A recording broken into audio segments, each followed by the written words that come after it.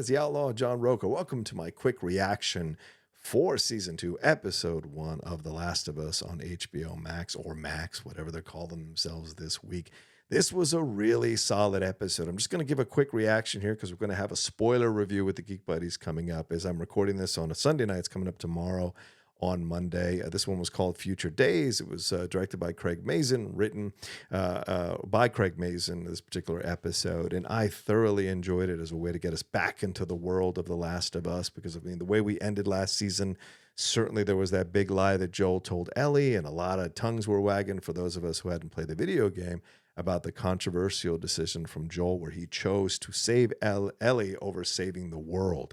And now we see the ramifications of that in this season. But before we jump into that relationship, before we jump into everything that's going on with them, we're first introduced to Kaitlyn Dever's character, Abby Anderson, and these younger crew of people who are standing outside there and grieving and mourning for the fireflies that Joel killed at the end of the last episode of season 1.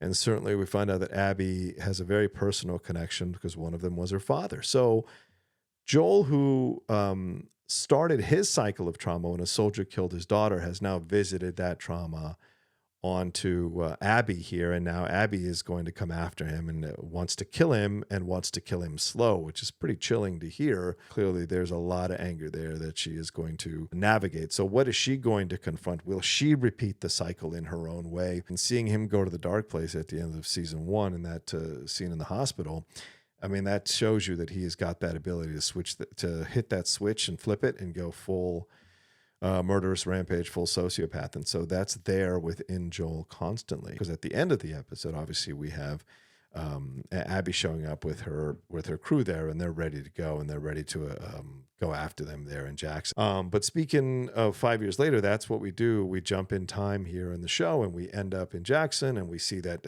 Ellie is training to fight, and she's mad that a couple of guys are pulling their punches when they're fighting with her. So clearly she has this almost, if I can venture, just from a couple of instances throughout this particular episode, a little bit of psychotherapy, as it seems pretty clear that Ellie is carrying a lot of guilt, that she is this unique person who, when she's bit, she survives. And so there's a lot of anger that she's processing, a lot of frustration that she's processing, and a lot of guilt, a survivor's guilt, because everyone she loves dies, and she ends up surviving constantly, except for Joel. And of course, what we see in this episode is that her and Joel have a serious issue going on between them, which probably relates back to the fact that she suspects Joel lied to him about what he did and in the hospital to save her. And now she probably suspects that Joel sacrificed the entire human race just to save her. And in a way, does she carry some guilt because she was the one that worked really hard last season to melt Joel's heart, to have Joel kind of care for her and develop that relationship? So does she carry guilt that if she hadn't pushed so hard with the dad jokes and all this stuff and the experiences, if she hadn't pushed so hard to connect with Joel, would he have done what he did at the end of the last season? So that's a possibility that's roaming around with her, because there are quite a few instances throughout this episode where you wonder why she's putting herself in danger. Why does she want to go on these patrols? Why does she want to ignore the leader of the patrol, their cat, when they go out on their scouting mission, the recon mission? Why does she want to ignore and then jump into that supermarket or place there with Dina? Why does she have to put herself in danger? And then when she fights that new version of the infected there, she gets bit, and there's almost a sense of where she feels guilty.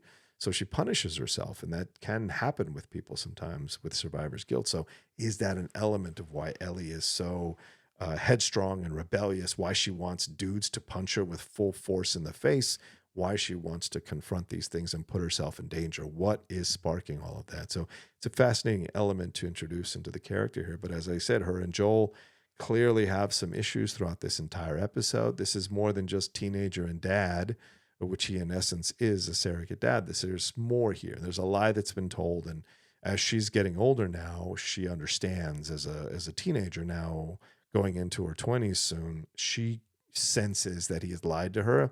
Her emotions have matured. Her analysis has matured. So I think she senses that, and until Joel comes clean about it, I think there's going to be a rift between them, no matter how many guitar strings he fixes as he does in this episode.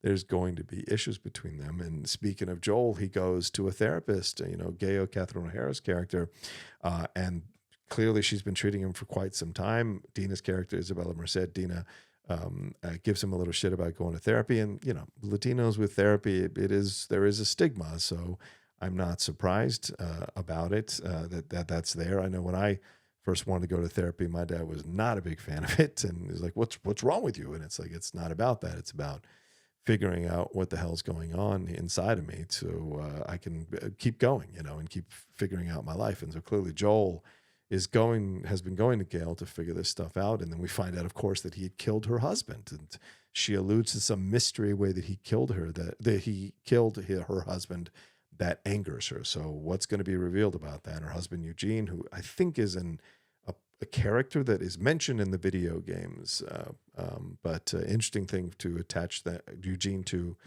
the character of Gail here. So how is that going to pay dividends down the road, their relationship, their conversations? Because, man, there's some great acting from Pedro Pascal in that scene when he's about to tell her the truth about what he did, and then you see these micro emotions and micro movements of his eyes, and you almost see him pull himself back behind his wall of protection, stand up defiantly and say, I saved her, right? And so he's clear that his narrative is the right narrative. And later when Ellie and Dina are at that dance, Joel just still sees himself as her savior and pushes Seth, Robert John Burke's character, who had made a derogatory comment to Dina and Ellie when they were kissing.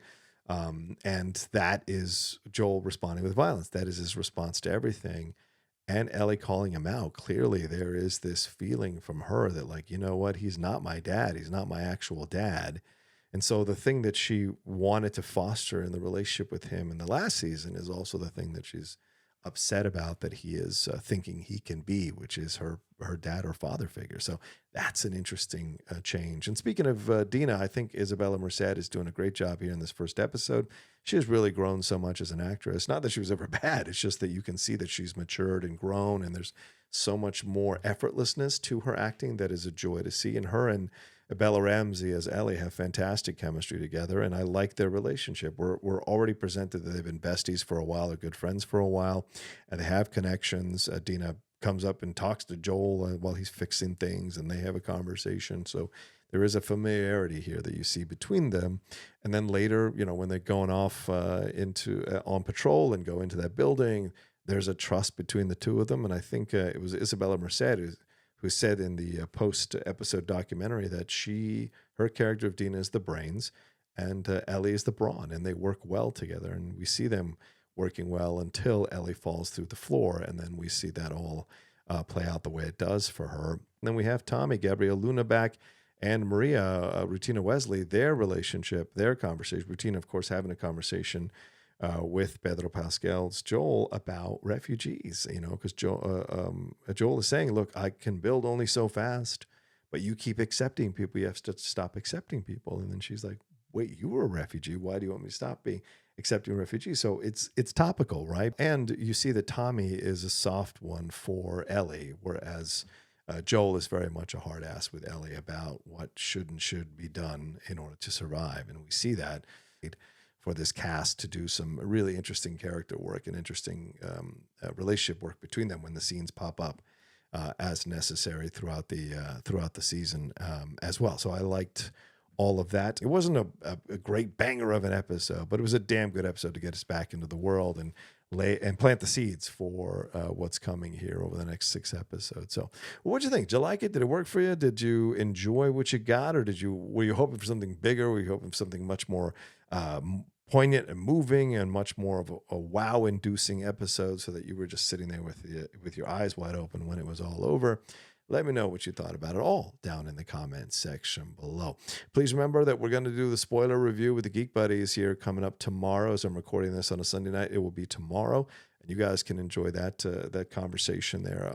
Sometime in the afternoon, I'll post it when we're going to break down everything that happened in this episode and where we think it's going next, and what seeds were planted that we think are going to bear the fruit that we most want to see in the season. So make sure you look out for that. All right. I am John Roca. Thanks so much for joining me, and I'll talk to you next time with another quick reaction of The Last of Us here on the Outlaw Nation.